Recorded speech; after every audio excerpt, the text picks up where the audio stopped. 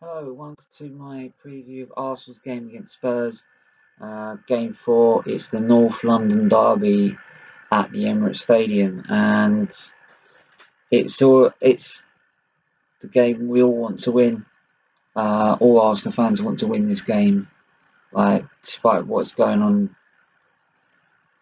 during the title or what's going on in the league or in the cup. It doesn't matter if it's the Carling Cup, the Community Shield, um, the FA Cup. Doesn't matter what competition it's in. It could be a friendly. Right? It's Spurs. Must win. End of. There's no such thing as friendlies when it comes to Arsenal Spurs. Um, so, like I said, it's a must-win game. It's time to show who rules North London. Right? Why North London is red and why it always will be red. Right? Despite what any pundit, right? Despite what any Tottenham fan says, right? Of how they're better. Yeah, you might be a better team. You're not a bigger club. And actually, I've got serious doubts you're the better team this season. Right?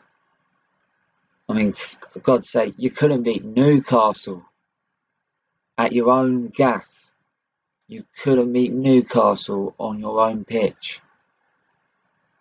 I think you're just about to experience what Arsenal went through in their first season at the Emirates, right? Making that step, it might be on the same ground as it used to be, but it's making the surroundings home, and that's the hardest thing, especially when you don't win any silverware, which, let's be honest, what Spurs are renowned for. Right? I love the fact that you lot are bitch. I love the fact they all like go on about how they've made the Champions League finals. Yeah, so did we. We did it with a bunch of kids. Like, but we didn't win it. Like, did you win it? No. So you're just in the same boat as us. Right? So yeah, it's just let's go out, like come out on the front foot. If we come out on the front foot with our front three, I think I wouldn't have any problems. The only thing I'd worry about is mistaking in defence, which was shown during the Liverpool game. Because up until the mistakes during the Liverpool game, we were comfortable. We were comfortable in defending the way we were and in breaking and counter attacking. Um, so yeah, this time last season we won 4-2. This fixture last season. That one in particular was a very emotional one for me. I just lost my father 5 days on the Thursday. Then we went to play. Then obviously we were playing Spurs on the Sunday. So obviously I was praying that we win. Like I felt bad as I felt sick as it is. Right, and I just wanted us to win, just so badly. Um, so and yeah, so we need to sort of come out in the same intensity we did in that game.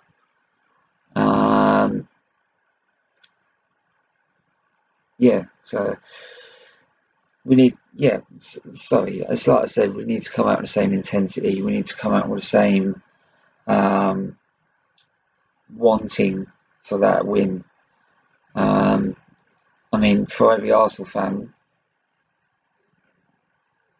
you want to just run on the pitch and do it yourself, especially when the players don't do it for you.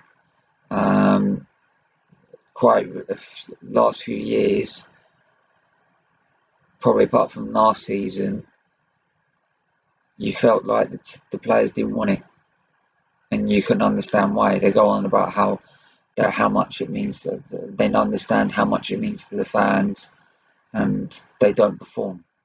The last 2 seasons, I've seen that they do get what it means, and they're doing everything they can to get the result we want. even the away game last season we should have won. Thanks to thanks to the glory of the referee, we didn't win. Because it wasn't just Aubameyang's everyone goes on that it was just about Aubameyang's penalty. It wasn't, because let's not forget they should have had a penalty in the first place to bring it level. So, and we dominated that game. We dominated. So that's why I think a lot of people say they've got a better squad. If we could do that with the squad we had last season, and people saying we've got a better squad this season, then I'd be scared if I was any team in the league at the minute. Even Liverpool was scared at times.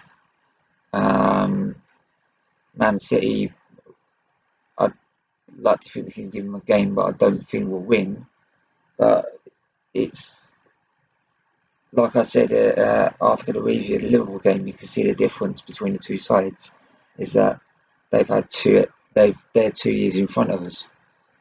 We've got the best striking three. We just haven't got the back four yet. And it's bringing that together, and that's only going to take time. But there are definitely improvements. And if we're definitely improved from last season, I cannot see why we cannot go out and beat Spurs again and do it comfortably.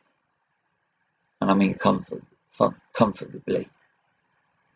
So, yeah, it's like I said, I would like to see us start with our best three up front, which would be Lacazette, Aubameyang, Pepe. Which means I would play a 3-4-3. My lineup I'll let you know in a minute. I hope that Spurs don't bring their substitution VAR like they did for Man City. Clearly, they must have left him on the coach to the stadium when it came to Newcastle. I literally would be calling for VAR to be banned if they got sort of a decision like that, like the Man City one, because that was never a penalty, and I do not want to see those sort of decisions called out on Sunday, because I could see it happening. I could see them getting a lucky penalty through something like that and either equalising or winning the game at the last minute. My fairy tale result would be we'll draw in 1-1, and Pepe, whoever one was like, it's Pepe, and trying to sort of disrespect that we've made a quality signing, right? Try and write him off. I'd love to see him score the winner. Score the winner as his first goal for Arsenal. That would make my day. That would be my fairy tale result for this game. Because it's one of those he could then go on for the rest of his career, not score any more goals, be a disappointment, but he scored that goal against Tottenham. You score a goal against Tottenham and you score a winner against Tottenham, you're a folk hero, right? You're a hero. You're a legend. That's the end of it, right? You'll be respected amongst the Arsenal fans for all the time, unless you move to Spurs. So yeah, in the end, it's like what we had when we had the Invincibles and they had a squad that was towards the bottom end of the table. These games aren't won on paper. Those two games that during the Invincible era, I think even the Highbury result was a draw. Both of them were a draw. One more significant because we won the title at their manor. Right, so these games aren't won on paper. but I'm hoping the bigger club, the better club, right, the red and white club, show that who rules North London. Actually, I could go further and say who rules London in general, to be honest. So yeah, I'll get into the predicted lineup. So I said I'll go for a front three, so obviously just go 3 at the back, which he did, I think, against Liverpool towards the end of the game. But then the method he did play against Liverpool for the first half worked the treat. I do not want to see it at the Emirates though, because that's our stadium. We're at home. We should not be having to defend like that and having to play counter-attacking football. We should be dominating possession. Right. So, but then again, if he did do that and it won the game, I'll give him his due. So, like, I'd ask him to play like that for the rest of the season. So, but I don't think he'll play like that at all. I think he'll play a 3-4-3, go more attacking, rather than a 4-1-3-2 or any other formation, or at least I'd like to see. So I'll start with Bert Leno in goal. That's obviously a given. Martinez, he won't get a game until Nottingham Forest, which we're playing in the Carling Cup. Then I'll go for a back three of Chambers on the right side, because he can come and help Maitland-Niles in the right back position. That's more his suited side, because he used to be a right back. But Chambers on the right side of the defence, Louise in the middle, provided that makes no mistakes, and Socrates on the left. Then I'd put Kolasinac left wing. I think after taking on 2 London games, I'm sure he'd love a good tussle with Spurs. I mean, come on, North London derby. When's there ever not a punch up? So if he's not there to play brilliant football or defend well, which he has actually been doing, then at least we put him on the pitch for the punch up. So yes, and then wing backs of Maitland-Niles.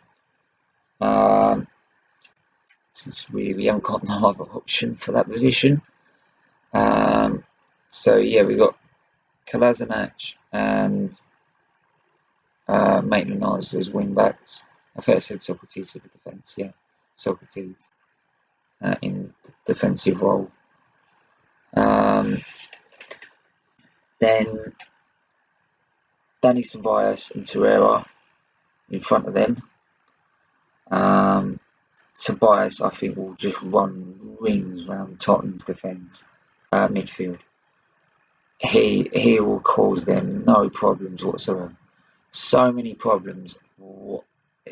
Absolutely will roast the shit out of them. Torreira is just Torreira. Like, he will take a tackle, like, take a hit, but get the ball. And his last home London derby, let's not forget, he scored. So, and I think that was his first goal. That was his first goal for Arsenal as well. So, yeah, them 2 in the midfield. Then I'd have Pepe on the right wing, Lacazette in the middle, and Pierre-Emerick Aubameyang on the left side. And I'm hoping, though Aubameyang likes probably to cut in, he could give us more width. Pepe will give us natural width, but I think Aubameyang, we need him to sort of drift wide, invite Ceballos to come up and fill the gap, but with the help of Pepe, stretch Tottenham's defence. because the Man City game against the Man City Spurs game, Man City did it with ease. Yes, it's Man City, and yes, they are a better team than us, and they are better at doing that than us. Granted, but Pepe is just as good at doing it. I feel. I feel Aubameyang can be just as good at it. And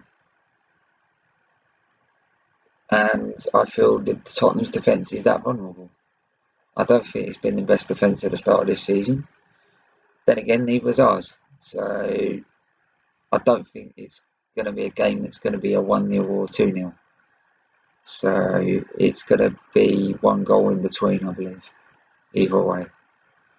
I'll be surprised if it's a draw. I really will. For that reason, I go 3-2. Arsenal, obviously. Right, there's no other option.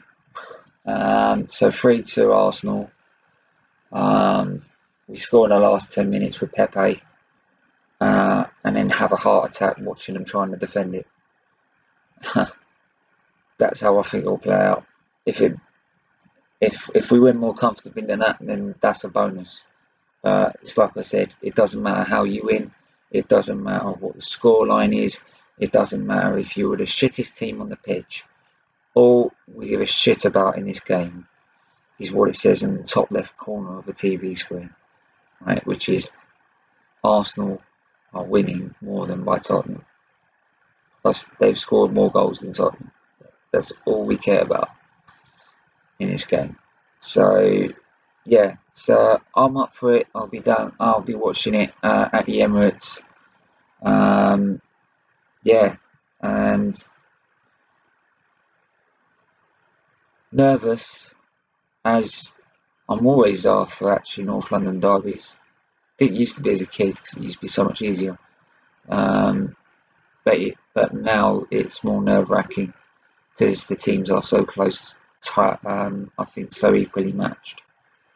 And that's just being honest. It's being honest.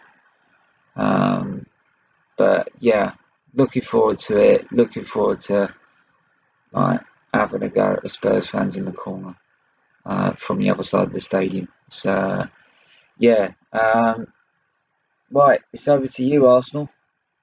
It's over to you. Time to you to prove, to them fuckers next door who runs North London. Simple as that. That's all you got to do. You got to prove to them again why London is red and why it will always stay red, no matter what any pundit, any commentator, any experts, any former Tottenham players, Tottenham players themselves, any of their managers, coaching staff, fans, anyone that fucking likes Spurs, prove to them again why North London is fucking red. And it will stay red. Just prove it. We know you can. That's why you wear this badge. So, yeah, come on, Arsenal. Don't let me down. 3-2. 3-2, my prediction. Leave a like, comment, subscribe. Let me know what you think the score is going to be.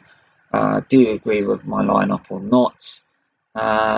Yeah, leave a like, comment, and if you're new, hit the subscribe button. So, yeah, talk to you guys soon with a review, and take care.